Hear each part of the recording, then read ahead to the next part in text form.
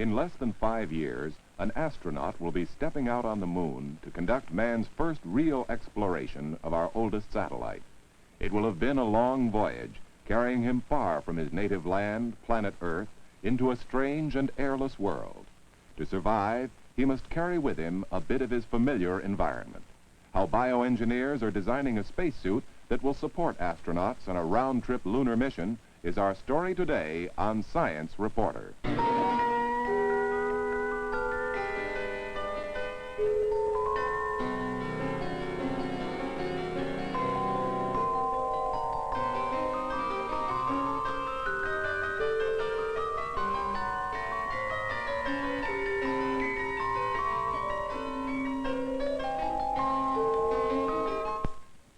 Hello, I'm John Fitch, MIT Science Reporter, speaking to you from the moon, or at least a reasonable facsimile thereof. Actually, this simulated lunar landscape and this mock-up of the Lunar Excursion Module are at the Manned Spacecraft Center in Houston, Texas, where engineers for the National Aeronautics and Space Administration are testing and evaluating the performance of the Apollo spacesuit. Actually, encapsulating a man into a suit that protects him from his environment at the same time gives him adequate life support is no very novel idea. Deep sea divers have depended on just such a solution for their descents into hostile ocean depths for decades. But as it applied to going up instead of going down, bioengineering got a much later start. It wasn't until World War II, when airplanes began nosing up to an airless 20,000 feet, that man found he was stretching beyond his natural reach. Breathing oxygen systems had to be devised. And not so many years later, men flying high-speed military planes at ever higher altitudes required anti-force and decompression protective systems. But today, as we move into the space age, these few problems seem relatively tame when they're measured against the support systems that man will require for lunar explorations. And to find out about these systems that will be used to protect men on the moon, we talked to Mr. Matthew Radnofsky, Assistant Chief of the Systems Development Branch here at the Manned Spacecraft Center. John, before I show you the Apollo suits, I think you ought to see a couple of our earlier models. Here we have the Al Shepard's suit. This is the Mercury Suit. Some of the interesting things about this suit are, note that there aren't any movable joints in this. No hard joints, no sealed rings or anything else. All mobility is achieved by very clever tailoring.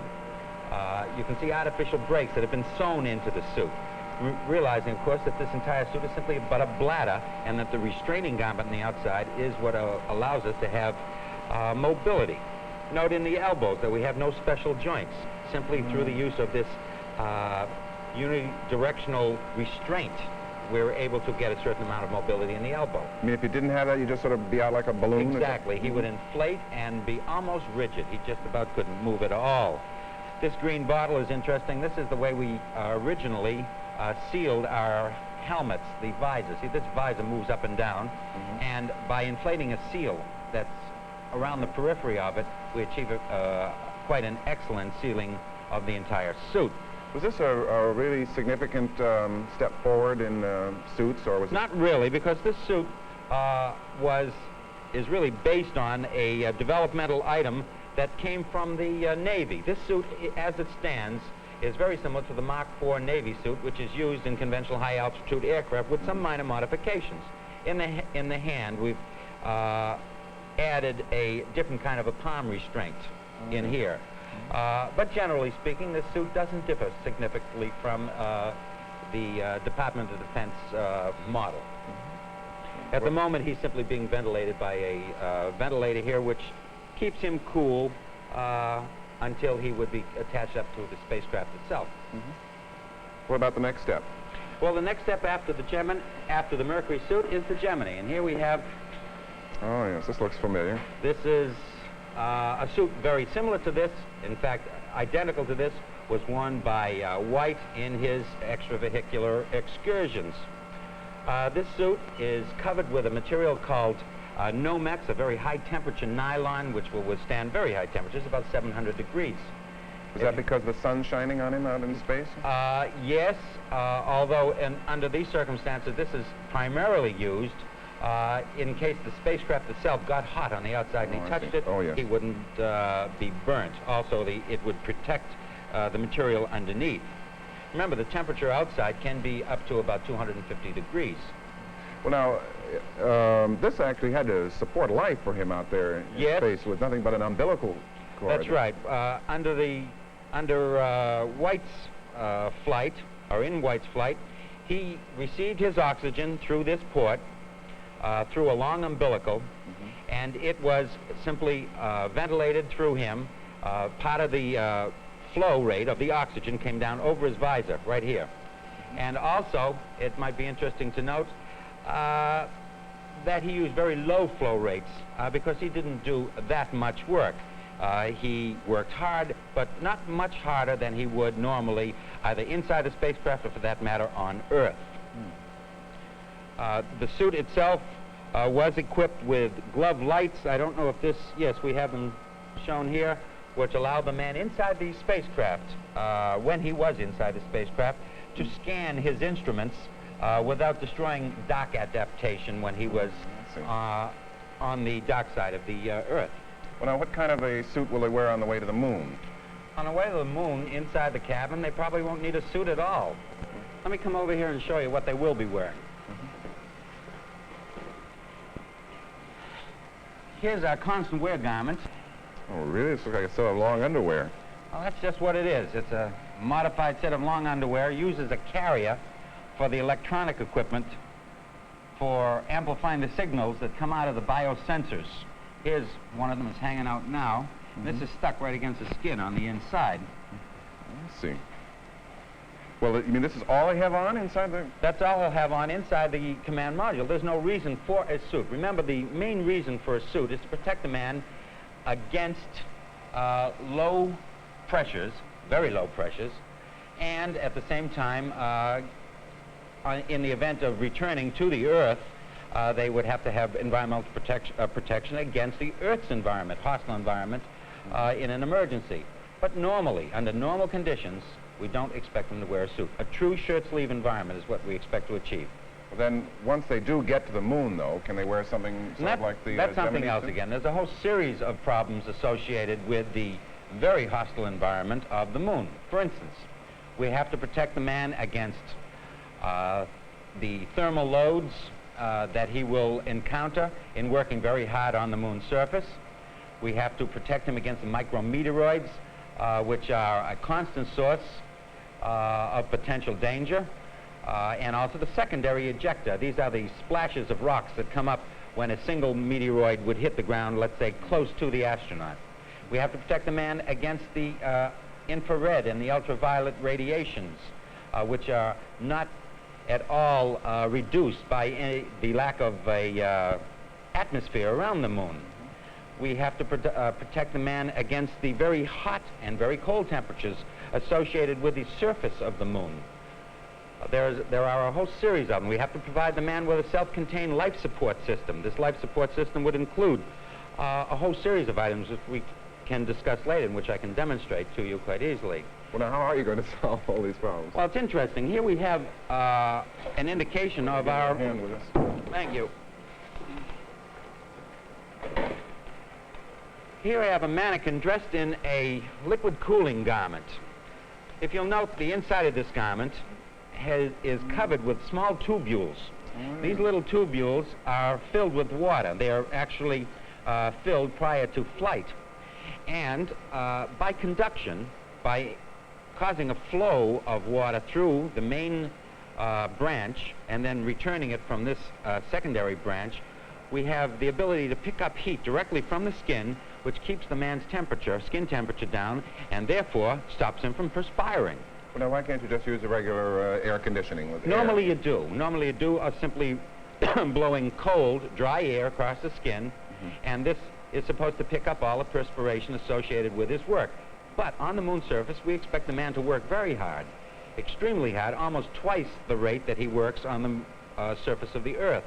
As a result, his work rate is so high and his production of perspiration so great that we can't possibly pick it all up by the rate and the amount of gas available in the portable life support system. Let's see. Well, now, does he wear this thing over that or under? No, or? this is worn immediately over a very light set of skivvies, or a light set of underwear, and directly under the pressure garment assembly, which we have over here. Oh, could we see that? Sure. I'll get rid of this for you. Thank you.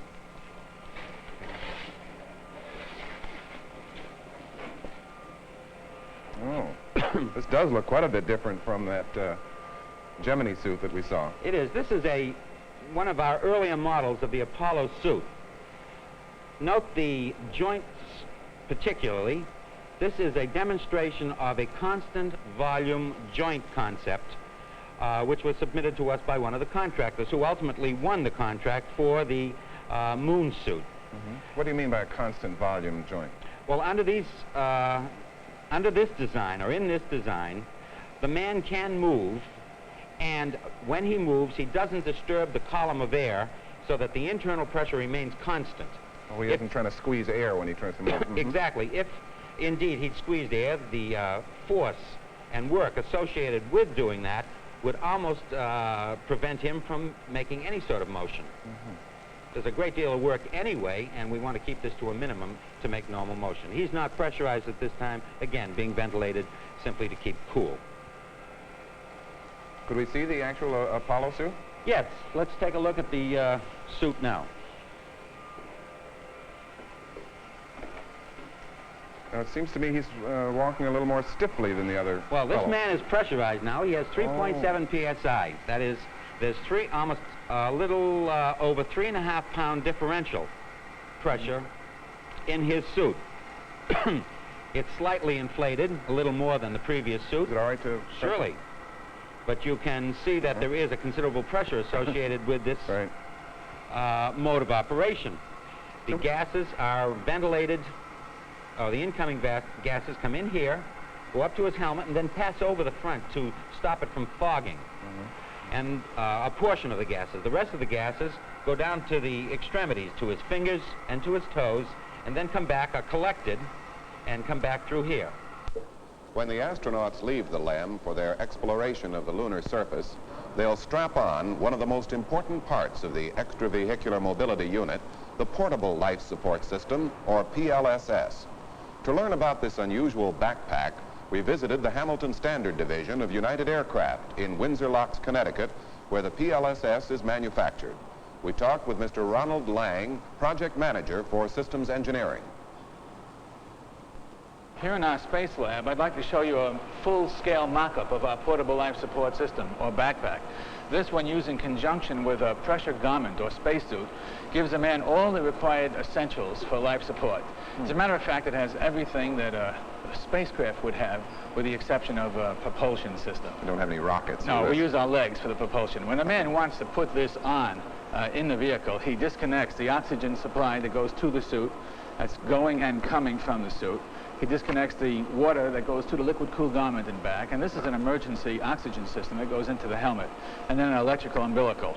And then to put on this backpack, he faces it in this fashion, turns around with the pressure suit on, and then connects these all to the proper connectors on the suit. And this just has a harness that fits over his It shoulders? just puts on a harness. It weighs about 65 Earth pounds. That's pretty but, heavy. on the moon, it's only about 11, 12 pounds. All right, because of the reduced gravity. Right. Now, as a life support system, it contains all the basic ingredients for life support. Chief among these would be the supply and regulation of high-pressure oxygen to the suit. This oxygen bottle sitting right here contains a little bit over 1 pound of oxygen. It's at 850 psi, and it's regulated down to suit pressure of about 1/4 of what the pressure is in this room. Would that be a little uncomfortable? No, it wouldn't be, because it's pure oxygen, and as far as a man is concerned, his lungs see the same amount of oxygen as they do on Earth. Let's see. Now, as the oxygen goes to the pressure suit and picks up carbon dioxide, it brings it back through these umbilicals to the backpack, and a backpack must remove that carbon dioxide. Otherwise, it'd be lethal to the man. Really? What we have to do then is use a chemical absorption bed. We have a contaminant removal cartridge that removes odors and carbon dioxide. Best to show you then a cartridge, which is replaceable, We use one of these with each mission. It contains lithium hydroxide and activated charcoal, and it's completely consumed at the end of a mission. It's sort of like an oil filter. Yes, it is. And incidentally, it gives off heat during this process. It adds heat to the system. And I should add that for that to be effective, the fact that it's sitting here by itself doesn't do us any good. We have to come up with a technique for getting the CO2-laden oxygen from the helmet to the backpack. Right. And for this reason, we use a fan. And the fan is this gadget right over here. Oh, I see. That is a fan. And the fan is powered by an electric motor. We also use a pump to push the liquid cooling, the water, to the liquid cooling garment and back. The pump sits right at this point, and it is also powered by an electric motor. Well, that's right. To send the water over there and bring it back. And how do you cool the water once it's inside the backpack? The water has picked up about 8 degrees when it goes through the liquid garment, and the oxygen is coming out at body temperature, and it has a lot of moisture in it. And this is all cooled in this box right here, which is a sublimator. How does that Now, work? a sublimator is best described by referring back to the big snowbanks in Maine that seem to disappear even though the temperature never goes above 32 degrees. What happens here is that the snow goes directly from the ice phase to the gas phase, and it never melts in between. So the principle of operation here is exactly the same. What we do then is and let me show you, by the way, this is a sublimator, a complete and actual sublimator. The oxygen from the suit comes in through here and leaves here. The water comes in from here and leaves here. The water that we are turning into ice to sublime is coming in from here to here from a reservoir. And what it does is it becomes an ice layer in the layers in here, becomes ice, and to enable it to go from ice to gas, it must pull heat away from its surroundings. It cools this whole assembly down to almost 32 degrees. In fact, the ice is at 32 degrees.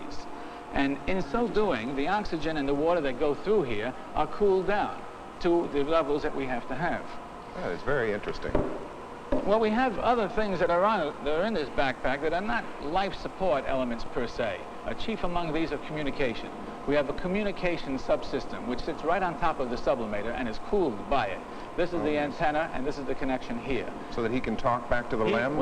Exactly. He could talk back to the LEM, or he could talk to the Earth via the LEM. A little radio station. That is a complete transmitter and receiver. I'd like to show you a component there. This is the communication system. It is really small, isn't it? It's very small and very compact, and it has, in addition to voice, it has 7 channels of information that are continuously telemetered if the man so desires. He can shut off the telemetry. It monitors the performance and gives us an EKG, electrocardiogram. Now, just thinking that all these things seem to run on electricity, how do you power all of this for 4 hours? Well, we hours? power the electric motors and the communication system with a battery, a silver zinc battery, which is also a one-shot deal. We have as many batteries. The battery goes right in here at this point. And there are as many batteries as we're going to run missions. It's 5 pounds, and it's designed with the launch vibrations in the vehicle from Cape Kennedy in mind. It's a very rugged, reliable battery. And that's enough to run this for 4 hours? It's enough to run this for 4 hours. Yes, it is. The other thing that I'd like to mention is failure detection. For us to be able to run a successful mission, we must feel confident that we could bring the man back in the event of a failure. And the astronaut will have on here various systems to tell him that he's got problems, if he in fact does. 2 of these will be a low-pressure warning device, which will trigger an audible warning buzzer if the suit pressure goes below 3.2 psi. How would that happen? If we had a leak in the system, or if for some reason we stopped supplying oxygen, the pressure would begin to decay. The other thing that we would like to tell him about is if we're using up too much oxygen. We have a flow warning buzzer that tells him, you're using your oxygen too fast. Do something. Well, if he does get into one of these serious problems, how is he going to get back when he's wandering around in the moon? He has an emergency mode of operation. He immediately cuts in his emergency oxygen system, which is built onto here for expressly that purpose. The emergency oxygen system is a toroidal 7,500 pound per square inch supply that contains only 0.2 of a pound of oxygen. And when used in conjunction with the main supply, can give us emergency ventilation and purging of the helmet area, even though the fan fails. Now that thing will go in this area up against the backpack. Another emergency system is the communication. We have a redundant communication system. To see the rest of the spacesuit to be worn on the moon, we talked again with Mr. Matthew Radnofsky at the Manned Spacecraft Center in Houston. This white garment, what is that for? Does he wear that? This is his thermal meteoroid garment. It's made up into layers. These are the layers of material. The first layer is a Nomex cloth. This whole garment provides protection against radiant energy impinging on the suit from the sun and also reflected from the moon, and also protects them against meteoroids. Let's see. This is a most interesting insulation. This insulation only works in a vacuum. It's very similar to the material that we have in a thermos bottle on Earth. It's as though the man were completely enclosed in a thermos jug. There's so many layers. It consists of some 7 or 8 layers of aluminized mylar with a Dacron scrim, and then covered with the abrasive-resistant Nomex material that we've talked about before, and also has this felt layer, this nylon felt, which provides the bumper protection against the meteoroids that we also discussed. For instance, on the lunar surface, we have meteoroids, micrometeoroids, which are constantly hitting the moon. Even if they don't hit the man or only hit close to the man, they travel at immense speeds, something like 30,000 feet per second or higher. And as they hit the moon, they send off showers of rocks, which also have high energies associated with them. And they themselves, traveling at very high speeds, could injure the man were it not for the protection afforded by this soft layer. Now, how big are these micrometeoroids? They're not large. They run from 5 micron in diameter upwards. So like a little speck of dust, isn't it? Yeah, you can't see them actually. And as I said before, they run something like 10 times the speed of a bullet. I see. So they have a lot of energy, even though they are have a great small. deal of energy. They are so fast that one could possibly never know it again either. I see. These are very unusual shoes that he has on top of his regular boots. Note that this portion of the suit provides protection against radiant energy. The boots provide protection against conductive heat loss or gain through the soles of the shoes. You mean the surface of the moon could actually be hot to touch? The surface of the moon will probably range between plus 250 degrees and minus 250 degrees. And the heat loss through the boot soles could be tremendous. Then, of course, we have our visors, and these give protection against both ultraviolet and infrared rays, resulting from the lack of an atmosphere around the moon. Normally on Earth we have an atmosphere which filters out to a great degree the harmful radiations from the sun when they are intense. On the moon we have no such cover, and we have to provide it. If it weren't there, then he would become blind, he'd have retinal burns and so forth. He must have this kind of protection. These fold down over his regular These come down faceplate? over his visor. The one is for the infrared and the other one for the ultraviolet. They also provide visual protection in the visual range, the visible range. So like big sunglasses? Like big sunglasses, exactly. But with all of this material on, I wonder how he can do anything but just sort of stump around a little bit. He actually can do quite a bit. Do you want to show him some of the exercises? Now he's pressurized here, 3.5, 3.7 pounds. He can do quite a bit. That's very interesting. Well, that's fine on here on the Earth, but is it the same if he was up on the moon? It wouldn't be on the same on the moon. No, on Earth, where this test was just run, we're at 1G. But it really, in order to determine how much effort is associated with working on the lunar surface, we must somehow simulate the lunar gravity. The lunar gravity being approximately 1/6 that of the the Earth. Now we have 3 ways of achieving this. The first is a 1/6G simulator, which we've had fabricated here. It is a series of levers counterbalanced with weights, with a man hanging on one end of it. He's like one portion of a giant mobile. And by counterbalancing and overweighting one side, we can give him the effect of 1/6G. However, there's a great deal of mass and inertia associated with this rig. It weighs several tons, and in order to overcome this, we use several ropes and men on the end of them so that it won't take over from the man. Then there's a second one, and this is the Langley simulator, where a large pendulum, a very long pendulum, is attached to the man sideways, who attempts to walk as though he were walking along the side of a building. He's held by 6 or 8 tethers from various points of articulation on his body. In this manner, we can vary the point or pivot of the pendulum so as to simulate, again, 1/6G on his boot soles. But probably the best way of doing it is in the KC-135 aircraft, which through flying parabolic arcs can simulate between 35 and 40 seconds in duration 1/6G.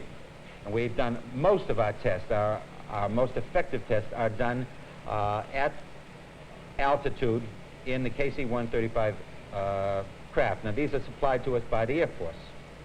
But when you put all this together, what does a spacesuit nowadays cost? Specifically, the Mercury spacesuit ran between $6,000 and $7,000. The Gemini spacecraft spacesuit will run ultimately approximately $35,000, and the Apollo suit, when it is complete on a unit basis, will run somewhere around $150,000, including the portable life support system. I see. Well, do you feel that this Apollo suit is the ultimate in spacesuits? No. There is another suit system that's being developed, undergoing the same series of tests that have been imposed on the other suits, and this is a hard suit. This suit is fabricated of aluminum and honeycomb. So like a suit of armor, then? It's indeed a suit of armor, with the exception of the visor, which is a plastic. The joints are covered with cloth just for purposes of protection, keeping dust and so forth out of them. But many of us feel that a suit of this type is the ultimate in lunar exploration. The extravehicular mobility unit for Project Apollo is, as we've seen, not the final word in spacesuits. Research is already underway on even more advanced systems. But no matter what these systems may look like, they will certainly benefit from the experience gained with Apollo's EMU. Today, we visited the Manned Spacecraft Center in Houston, Texas. I'm John Fitch, MIT science reporter.